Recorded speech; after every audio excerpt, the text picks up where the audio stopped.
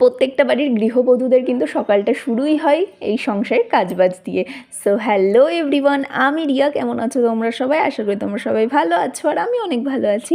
তো ঘুম থেকে উঠে আগে নিজেকে ফ্রেশ করে নিয়েছিলাম, তারপরে চলে এসেছিলাম আমার সংসারের কাজবাজ করতে। তোমরা কিন্তু আমার এই সংসারের কাজবাজ দেখতে বেশ পছন্দ করো, সেটা আমার পুরনো ভিডিওর ভিউগুলো দেখলেই বোঝা যায়।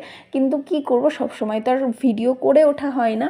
অনেক সময় কাজে এতই ব্যস্ত হয়ে পড়ি যে ক্যামেরা অন করার কথাই মনে থাকে না। তাই কাল রাতে এটা ভেবে ঘুমিয়েছিলাম যে আজ সারাদিন আমি কি কি করব, সেই ভিডিও তোমাদের সাথে অবশ্যই আমি শেয়ার করব। তো সে যাই হোক, সংসার জীবনে পা দেওয়ার পর থেকে কবে যে আস্তে আস্তে বড় হয়ে গেলাম এটাই বুঝতে পারলাম না।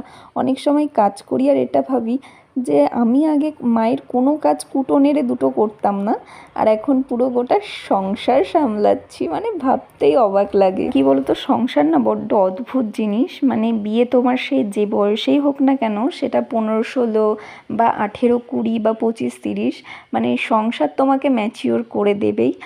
আর কী করে মানুষের মন জুগিয়ে চলতে হয় সেটাও শিখিয়ে দেবে।